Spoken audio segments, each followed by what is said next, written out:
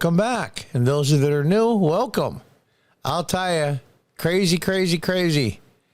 Jennifer Yu pulled it off in round 13 of the U.S. Women's U.S. Championship 2022 to tie Irina Krush. Jennifer Yu pulled out a win in the last round, and Irina Krush tied, which made them tie in the overall standings. So this is the playoff game. This is game one.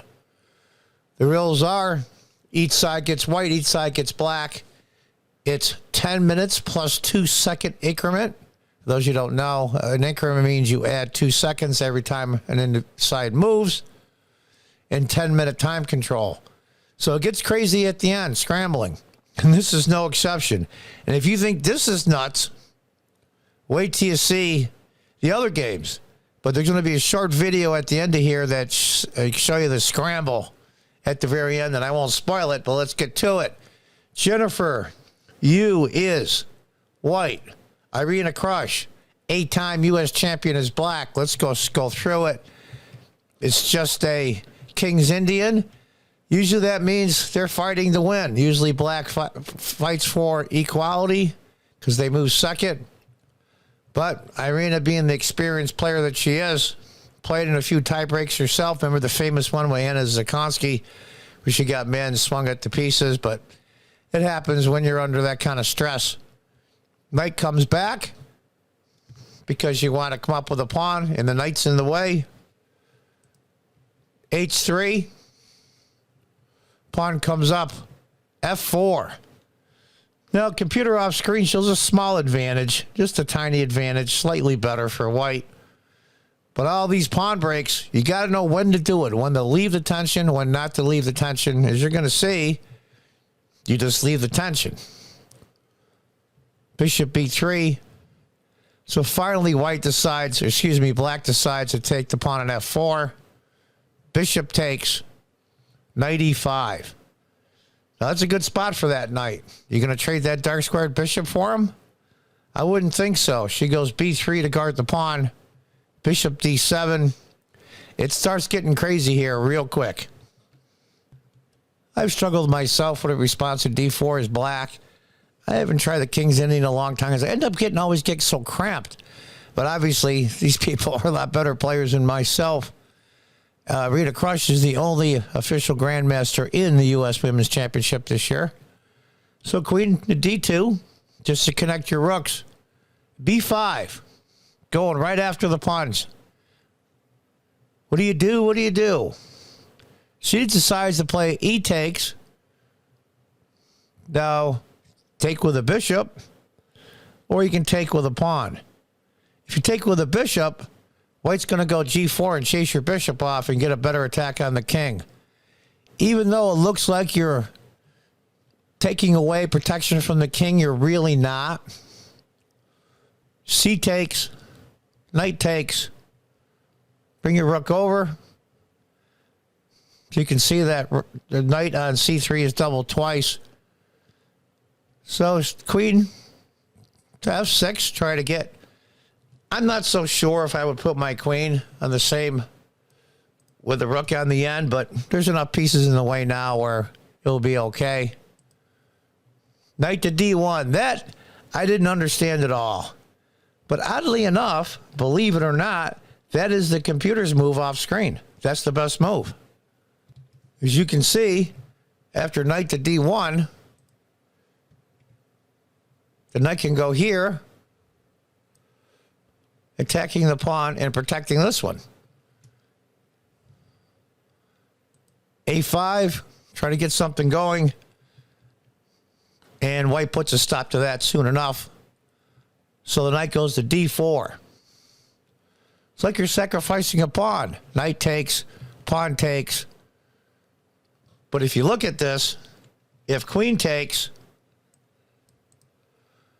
knight checks. And you lose the queen. So that pawn isn't free. So knight to F2. Rook comes over. Why that rook? I really don't know. Probably because she had to protect the A pawn from the queen. Knight D3, threatening that knight.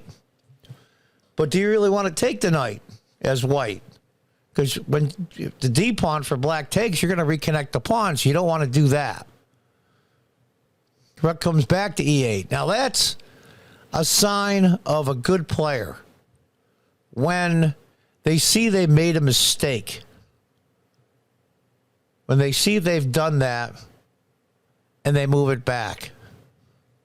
Rook to C1 on the only open file with no rooks on it. Rook A to B8, going after the pawn. Rook to C7 right away. Because the threat is bishop takes knight and then rook takes bishop. So you've got to do something, so she moves the bishop back. Now remember, they're playing on 10 minute plus 2 seconds. We're on move 25. The time is running extremely low. Knight C1, protect the pawn. Rook B4. Rook E1. Pinning the knight. Of course, the knight can't check, but the bishop can take, and the queen's guarding the rook. So that's no good. Queen to D8. Rook just comes back to C2. Bishop comes up, covering a lot of key squares.